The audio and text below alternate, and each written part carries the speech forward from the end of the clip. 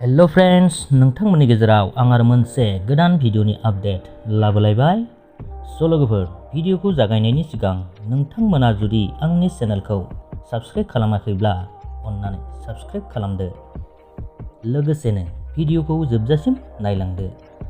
लोगोफोर, एनबी प्रडाक्शननि गेजेरजों दिहुनजानो गोनां मोनसे आबुं बर' सावथुननि गिबि बेखेवनाया जागायबाय। बे सावथुननि मुङानो जादों लोगोफोर थुलुंगा।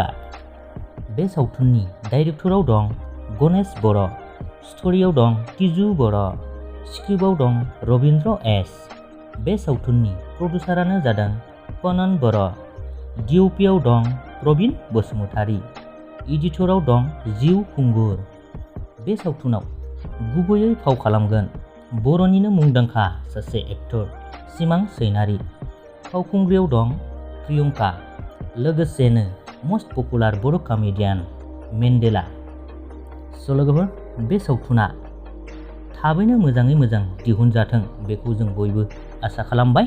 लोगोसेनो बे सावथुनखौ नायनो थाखाय जोबोरैनो एक्साइटेड जानानै थाबाय।